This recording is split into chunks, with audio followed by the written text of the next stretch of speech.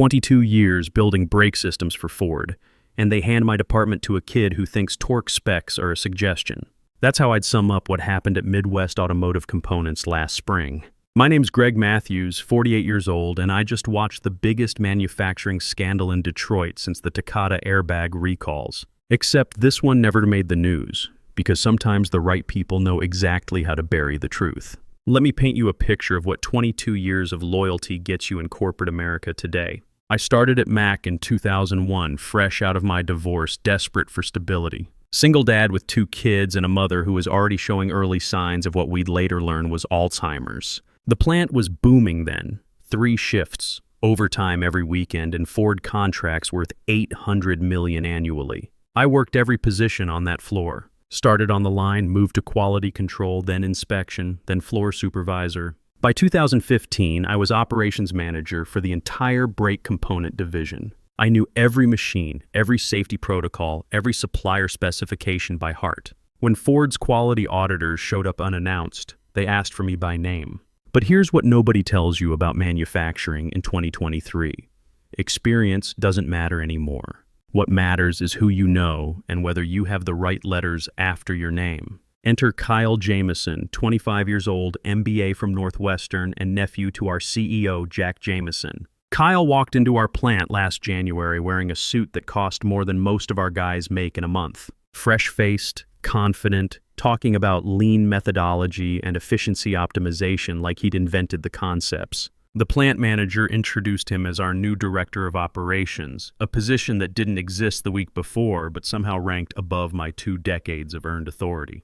I'll give Kyle credit. He was polite. Called me sir in meetings, nodded enthusiastically when I explained our processes, took careful notes in his leather portfolio. But politeness doesn't prevent catastrophe when you're dealing with automotive safety standards. The first red flag came in February. Kyle approved a batch of brake rotor blanks that were 0.02 millimeters outside Ford's tolerance specifications. In automotive manufacturing, that's like being a little bit pregnant. There's no acceptable margin for error when you're talking about stopping a 2-ton vehicle traveling 70 miles per hour. I caught it during routine inspection and flagged the batch for rework. Kyle overruled me, said the deviation was within acceptable parameters for cost optimization. I explained that Ford's specifications weren't suggestions, they were requirements backed by federal safety regulations. Kyle smiled and said he'd take responsibility for the decision. That batch went to Ford's Dearborn plant and passed their incoming inspection. Pure luck because their inspector was rushing to meet quota, but I documented everything, photographed the measurements, and filed my concerns with plant management. Next section. How I discovered Kyle was systematically compromising safety standards while building a case to remove me from oversight. 3 weeks after the rotor incident, I started noticing a pattern. Kyle was approving material certifications without proper metallurgical testing. Standard procedure requires every steel batch to undergo tensile strength analysis. It's literally federal law under DOT safety regulations. But Kyle was signing off on certificates from our supplier in Ohio based solely on their paperwork. I approached Tommy Walsh, our senior quality inspector, about running independent tests on the incoming materials. Tommy's been with Mac for 15 years, has 2 daughters in college, and knows the political landscape better than anyone. "Greg, I can't afford to rock the boat right now," Tommy said during our smoke break behind Building C. "Michelle's tuition is due next month, and Sarah's got another year at state. If management thinks I'm questioning their decisions..." Tommy had documentation showing 3 separate batches of steel that came in below specification, but Kyle had approved them all. The supplier, Great Lakes Steel in Youngstown, had been cutting corners to meet price targets. Their mill certificates showed perfect numbers, but when Tommy ran spot checks using our Rockwell hardness tester, the results told a different story. "Look at this," Tommy showed me the readout on his tablet. Specification calls for 32 HRC minimum. This batch is testing at 29.5. Put this steel in a brake rotor, and you're looking at premature wear, possible cracking under thermal stress. But Tommy wouldn't go on record. He had too much to lose. That's when I made my first mistake. Instead of building a careful case, I went straight to Kyle with the evidence. I found him in his office at 7 a.m. before the day shift started, thinking I could handle this quietly between professionals. "Kyle, we've got a problem with the Great Lakes steel shipments," I started, showing him Tommy's test results. "These materials don't meet Ford's specifications. We need to quarantine the affected inventory and Kyle cut me off. Greg, I appreciate your diligence, but I've reviewed the supplier certifications personally. Great Lakes Steel is a preferred vendor with Ford. Their documentation is sufficient for our quality management system. Kyle, the documentation is falsified. Our independent tests show. Are you suggesting that Ford's preferred vendor is committing fraud? The way he said it with that MBA smirk made something snap inside me. I'm suggesting that you don't know the difference between a mill certificate and toilet paper. You're 25 years old with zero manufacturing experience, and you're gambling with people's lives. The words hung in the air between us. Kyle's expression shifted from condescension to something colder. Greg, I think you need to take a step back and remember that I'm your supervisor. This kind of insubordination is exactly the attitude problem that senior management has been discussing. He was building a file on me. I could see it in his eyes. Next section. How Kyle's counterattack began, and why the plant's union rep couldn't help me navigate the corporate politics. After my confrontation with Kyle, I went to see Danny Kowalski, our UAW Local 228 shop steward. Danny's been fighting management battles for 12 years, knows every clause in our collective bargaining agreement. I figured he'd have my back on a safety issue this clear-cut. Greg, listen to me carefully, Danny said, leaning against his desk in the union trailer. Kyle Jamison isn't just some random MBA. He's Jack Jamison's nephew. Jack sits on the board of Ford's Supplier Council. You understand what that means? I understood. Mac held 4 major Ford contracts worth $300 million annually. Jack Jamison didn't just run our plant. He had direct relationships with Ford's procurement executives. Cross him and Mac could lose preferred supplier status overnight. But Danny, we're talking about safety violations. Federal DOT regulations. The union has to protect jobs, Greg. All 600 of them. You think Ford's going to keep buying from us if they hear we've got internal quality disputes? They'll switch to Thompson Industries in Tennessee faster than you can say right to work state. Danny showed me the reality of modern manufacturing unions. They weren't the powerhouses of the 1970s anymore. With Mexico producing brake components at 40% of our labor costs and Tennessee offering tax incentives Ford couldn't ignore, Mac's survival depended on political relationships more than worker solidarity. File your safety concerns through proper channels, Danny advised. Document everything, but don't make this personal with Kyle. Management's already talking about efficiency improvements and redundancy elimination. You want to give them an excuse to restructure your position out of existence? That afternoon, Kyle called me into his office for what he termed a performance discussion. Present were Linda Chen from HR and Kyle's assistant, a nervous 20-something named Amy, who took notes throughout our conversation. Greg, we need to discuss your attitude toward new management initiatives, Kyle began, reading from a prepared script. Multiple colleagues have reported that you've been resistant to process improvements and questioning established vendor relationships. This was corporate speak for building a termination file. I'd seen it happen to 3 other veteran employees over the past 2 years. First came the performance discussions, then the corrective action plans, then the inevitable position elimination due to organizational restructuring. Kyle, my concerns are about safety compliance, not management initiatives. When brake components fail, people die. That's not corporate politics, that's physics. Linda Chen interrupted. Greg, Mac has maintained ISO 9001 certification for 8 consecutive years. Our quality management system exceeds industry standards. Are you suggesting our processes are inadequate? The trap was perfectly laid. If I said yes, I was questioning the entire company's competence. If I said no, I was admitting my concerns were unfounded. Either way, Kyle's HR file on me got stronger. I'm suggesting that recent material approvals haven't followed established testing protocols, I said carefully. I have documentation showing discrepancies between supplier certifications and independent verification tests. Kyle leaned forward. Greg, questioning the integrity of Ford's preferred vendors is a serious allegation. Do you have evidence of actual fraud, or are you simply disagreeing with management decisions? They had me cornered. Accusing Great Lakes Steel of fraud without absolute proof would be career suicide. But accepting substandard materials could literally be actual suicide for drivers whose brakes failed at highway speeds. I chose the middle path that satisfied nobody. I'm requesting additional verification testing on incoming materials to ensure compliance with federal safety standards. Noted, Kyle said while Amy scribbled furiously. We'll take your concerns under advisement. Translation. They'd ignore everything while documenting my disruptive behavior for future reference. Next section. how I discovered Kyle was systematically replacing safety inspectors with his own people, and why my mother's declining health became leverage against me. 2 weeks after my HR meeting, Kyle began what I can only describe as a systematic purge of anyone who might question his decisions. First to go was Rita Vasquez, our most experienced quality inspector with 18 years on the job. Kyle transferred her to third-shift inventory management, claiming it was a lateral move to broaden her skill set. Rita came to me the day before her transfer. "Greg, they're replacing me with someone from Kyle's MBA program at Northwestern. Some kid named Jason who's never seen the inside of a manufacturing plant. He doesn't even know how to operate the coordinate measuring machine." The coordinate measuring machine, our CMM, was a $300,000 piece of German engineering that measured component dimensions to within 0.0001 inches. Operating it required months of training and years of experience to interpret results properly. Jason's qualifications consisted of a business degree and personal loyalty to Kyle. Next, Kyle moved Tom Bradley, our metallurgy specialist, to special projects that kept him away from incoming material inspection. Tom had been catching Great Lakes Steel's substandard materials, so removing him cleared Kyle's path to approve whatever came through the door. But Kyle's masterstroke was targeting my personal vulnerabilities. He scheduled mandatory weekend quality audits, knowing I couldn't attend because those were my days with Mom.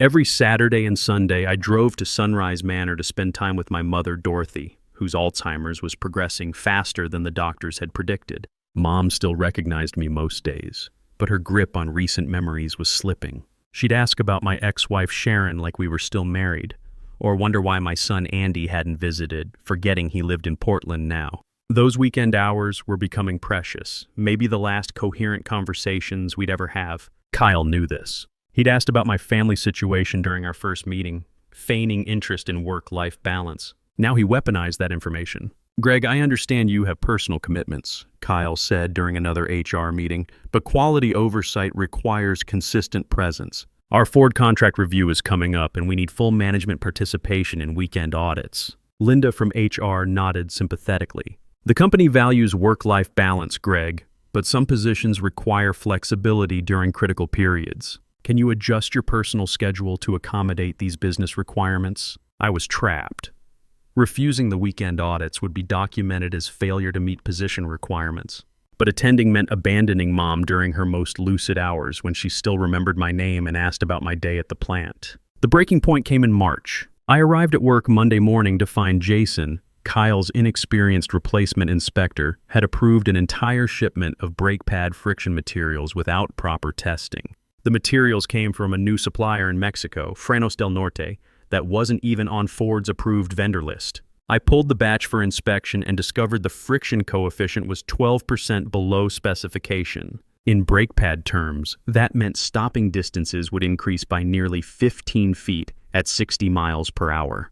The difference between a fender bender and a fatality. I documented everything: photographs, test results, supplier certifications that didn't match the physical materials. Then I made my second critical mistake. Instead of following Kyle's chain of command, I went directly to Jack Jameson himself. Jack's corner office overlooked the plant floor through floor-to-ceiling windows. From his desk, he could watch 600 employees building the brake components that would eventually stop millions of vehicles across America. I thought that responsibility would matter to him. "Mr. Jameson, we have the serious safety issue with recently approved materials," I began, spreading my documentation across his mahogany desk. "These brake pad materials don't meet Ford specifications, and they came from an unapproved supplier." Jack studied the paperwork for maybe 30 seconds before looking up with the same expression I'd seen on Kyle's face: polite dismissal mixed with irritation.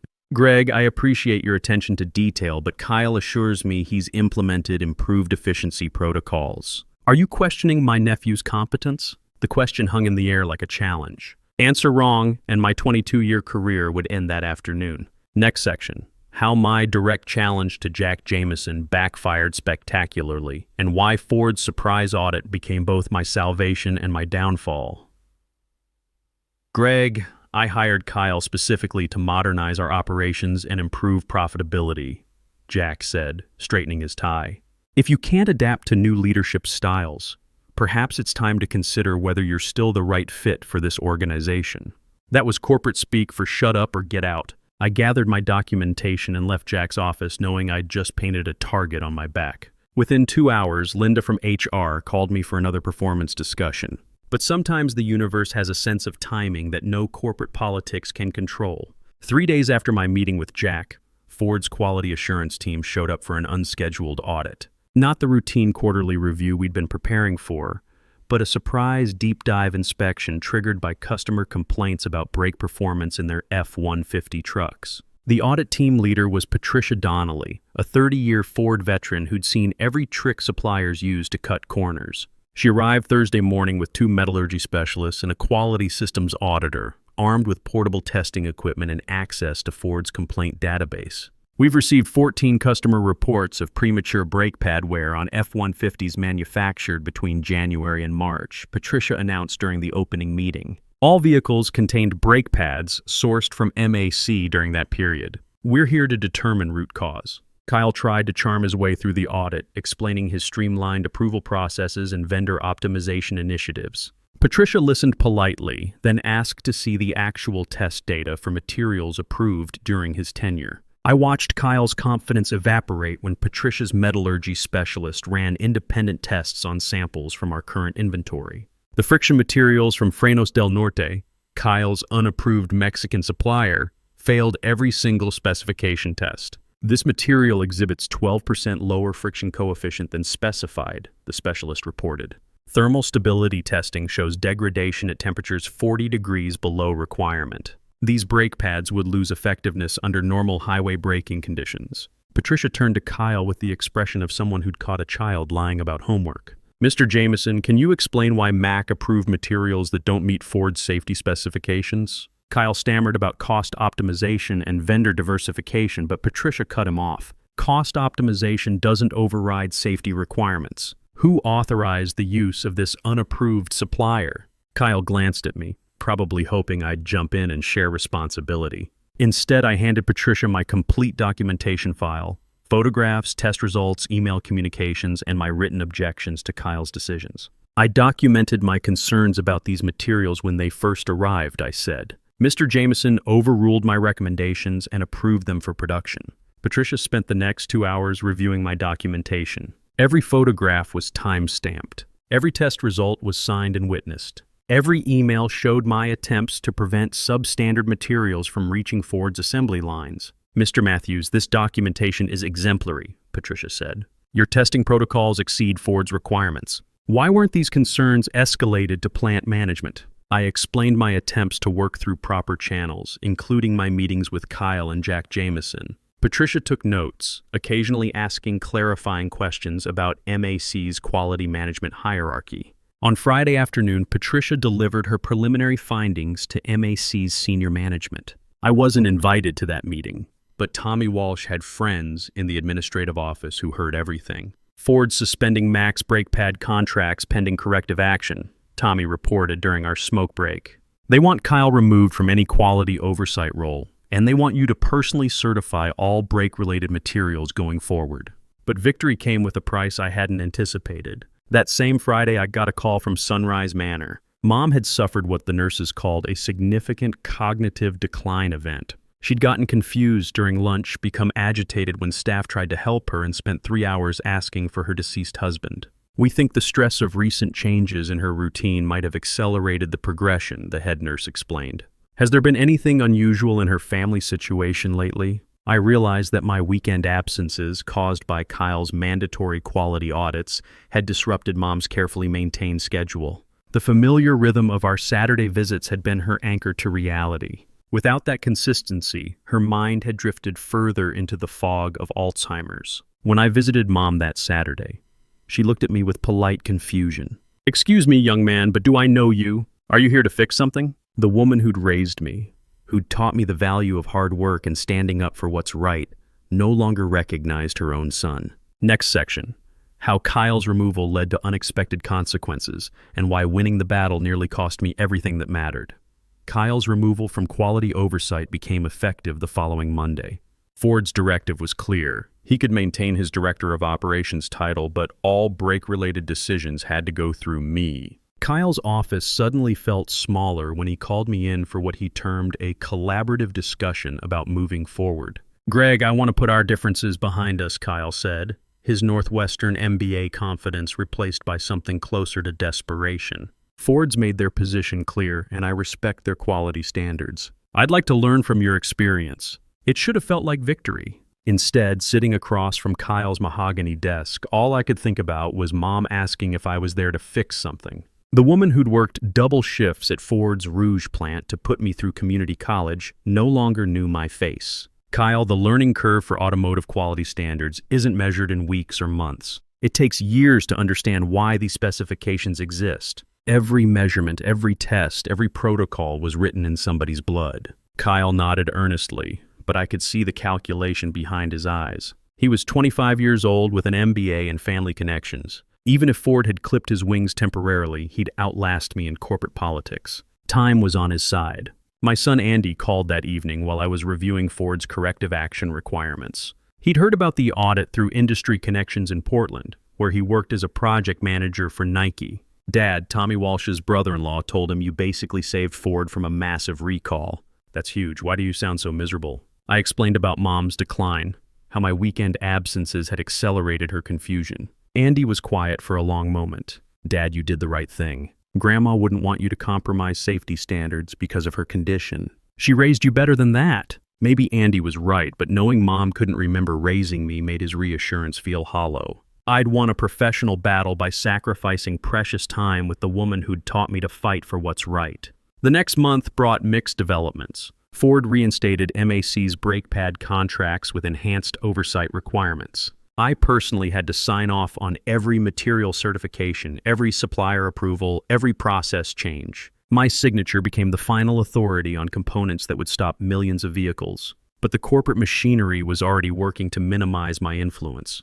Jack Jameson hired 2 additional quality engineers, both recent graduates from Kyle's Northwestern network. They reported to Kyle, not to me, creating a parallel quality organization that could eventually bypass my oversight. Tommy Walsh saw it coming. Greg, they're building your replacement team. Give it 6 months, and they'll have enough Northwestern MBAs to convince Ford you're no longer essential. The irony wasn't lost on me. I'd fought so hard to maintain quality standards that I'd made myself a target for elimination. Corporate America doesn't reward whistleblowers.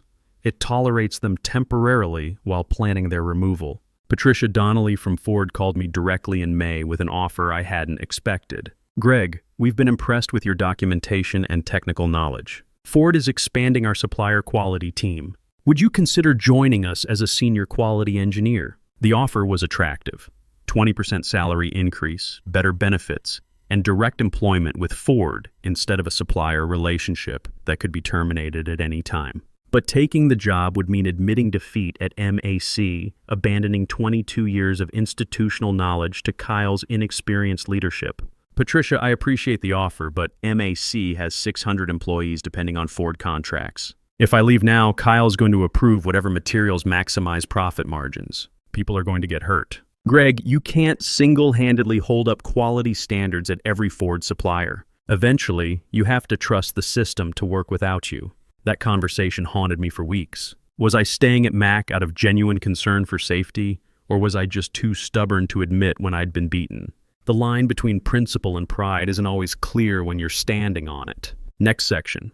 The final confrontation with Jack Jameson, and how sometimes winning means knowing when to walk away.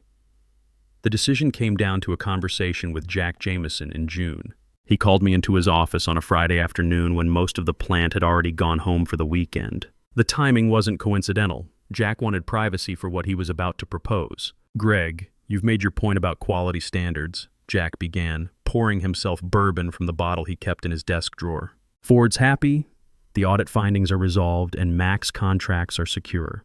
But we need to discuss your future here. He offered me a drink, which I declined. I'd learned that accepting hospitality from management was often the first step toward accepting compromise. The board has approved a promotion for you. Director of Quality Assurance with a 15% salary increase. Kyle would report to you on all quality matters, and you'd have final authority over supplier approvals. It sounded like everything I'd fought for, but Jack's next words revealed the catch. In return, we need your commitment to work collaboratively with Kyle's operational improvements. The Northwestern quality engineers he's hired bring fresh perspectives on efficiency optimization. We can't have you blocking every initiative that doesn't match traditional methods. Translation: take the promotion and title, but let Kyle's people gradually erode the standards I'd spent months defending. It was a golden handcuff disguised as recognition. Jack, those efficiency optimizations nearly caused a recall that would have destroyed Mac's relationship with Ford. How many more chances are we going to give untested processes before someone gets killed? Jack's expression hardened. Greg, you're 58 years old with 22 years of service. You're eligible for early retirement with full pension benefits. That's a generous package that not everyone in your situation would receive. The threat was crystal clear. Take the promotion and play along, or take early retirement and lose the influence to prevent future safety compromises. Either way, Jack was removing me as an obstacle to Kyle's corporate ambitions. I thought about Mom, sitting in Sunrise Manor asking nurses if someone was coming to fix something. I thought about the F-150 drivers who'd never know their brake pads had failed Ford safety specifications. I thought about Tommy Walsh's daughters in college and the 600 Mac employees who depended on Ford contracts for their livelihoods. Jack, I'll take the early retirement package, but I have one condition. I want to personally train my replacement on Ford's quality requirements. Someone with actual manufacturing experience, not another Northwestern MBA. Jack agreed, probably relieved to have me gone without a fight. We settled on August 31st as my last day, giving me 2 months to document processes and train whoever they hired. That weekend, I called Patricia Donnelly at Ford and accepted her offer. Starting September 5th, I'd be a senior quality engineer with Ford's supplier quality team, earning 20% more than my max salary and working directly for the company whose standards I'd spent my career defending. The irony was perfect. After 22 years of fighting to maintain Ford's requirements at Mac, I'd finally be working for Ford itself, with authority to audit suppliers like my former employer. Tommy Walsh threw me a retirement party at Murphy's Bar on Jefferson Avenue. Half the plant showed up, including some of Kyle's Northwestern engineers who probably came to make sure I was really leaving. Danny Kowalski from the union gave a speech about standing up for safety principles even when it cost you everything. Greg Matthews never backed down from a fight when people's lives were on the line, Danny said, raising his beer bottle. That's the kind of courage this industry needs more of. But sitting in that crowded bar, surrounded by coworkers who respected what I'd done, all I could think about was Mom asking if I was there to fix something. I'd fixed Mac's quality problems and Ford's brake pad specifications, but I couldn't fix the one thing that mattered most. Kyle approached me during the party, extending his hand with what looked like genuine respect. Greg, I learned more about manufacturing in 6 months working with you than I did in 2 years of business school. I hope there are no hard feelings about how things ended. I shook his hand because holding grudges doesn't change the past. Kyle, you've got good instincts, but this industry doesn't forgive mistakes. Every shortcut you take, every test you skip, every specification you bend, eventually it all comes back to haunt you. Remember that. 3 weeks later, I started my new job at Ford's Dearborn headquarters. My first assignment was auditing supplier quality systems for brake components. The irony wasn't lost on anyone when Mac appeared on my audit schedule for October. Next section. How coming full circle at Ford gave me the perspective to understand what I'd really won and lost. My first day at Ford's World headquarters felt like stepping into a different universe.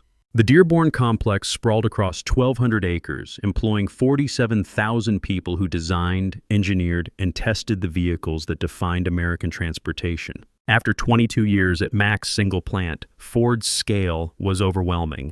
Patricia Donnelly introduced me to the supplier quality engineering team, 8 professionals responsible for auditing the 300 companies that provided components for Ford's North American operations. My cubicle overlooked the test track where prototype F-150s underwent brake performance evaluations, a daily reminder of why precision mattered in our industry. Greg, your first assignment is a follow-up audit at Midwest Automotive Components, Patricia said, handing me a thick file folder. 6 months ago, we identified significant quality issues with their brake pad materials. We need to verify that their corrective actions are sustainable. The irony was almost too perfect. After spending months fighting Kyle's cost-cutting measures from the inside, I'd now return as Ford's representative with authority to evaluate Mac's entire quality system.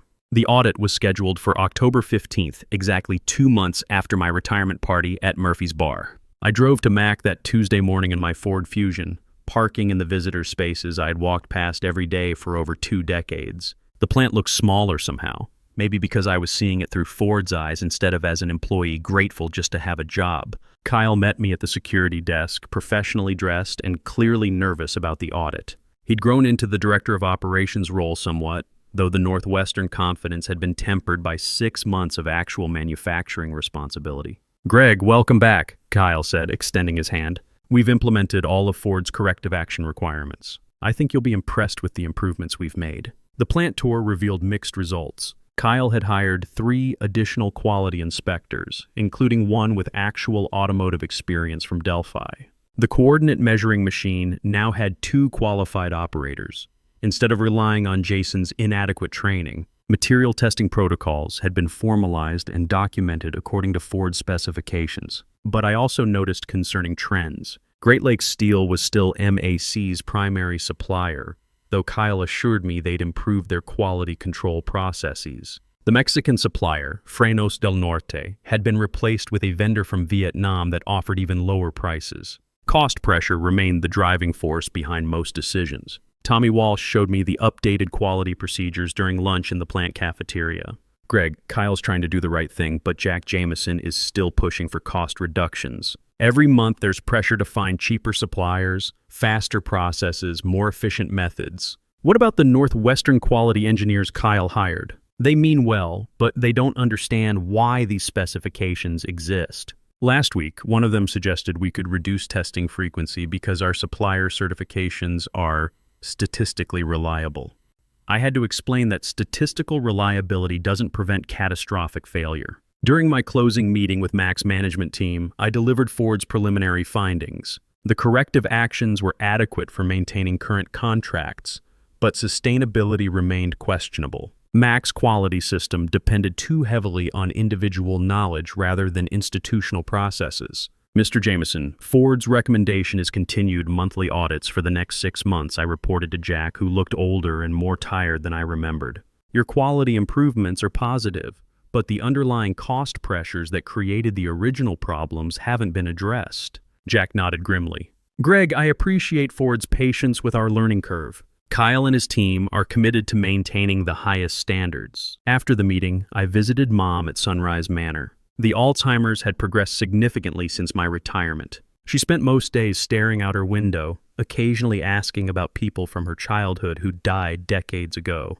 The nurses said she rarely spoke anymore, lost in memories that grew dimmer each day. "Hi, Mom," I said, settling into the chair beside her bed. "It's Greg, your son." She turned toward my voice with polite confusion. "That's a nice name. My son was named Greg, too. He worked at the car factory, just like his father did." For a moment, her eyes cleared slightly. "Are you sure we haven't met before? You seem familiar somehow." I held her hand and told her about my new job at Ford, about the plant where she'd worked 30 years ago, about the importance of building things that kept people safe. She listened quietly, sometimes nodding, sometimes drifting back into her private world of faded memories.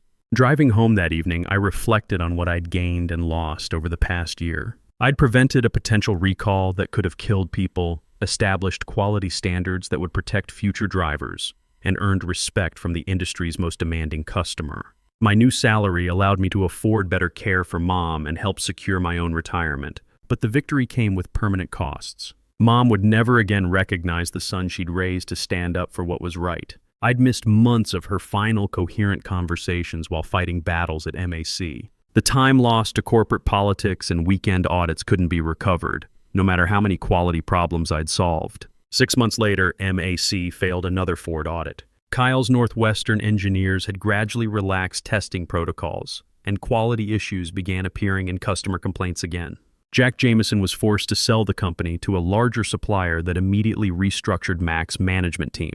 Kyle called me when the sale was announced. "Greg, I wanted to thank you for everything you taught me about manufacturing. I'm taking a position with a consulting firm in Chicago, helping other companies improve their quality systems. Maybe I can prevent the mistakes I made at MAC." That conversation gave me hope that some lessons had been learned. Kyle would never be a manufacturing expert, but he'd gained respect for the complexity and responsibility that comes with building safety-critical components. Standing in my Ford office, looking out at the test track where engineers evaluated brake performance every day, I understood that victories in corporate America are always incomplete. You can fix systems, change processes, and prevent disasters, but you can't recover the personal costs of fighting those battles. My name is Greg Matthews. I spent 22 years learning that experience matters, quality can't be compromised, and standing up for what's right always comes with a price. Sometimes that price is worth paying, even when it costs you everything else that matters.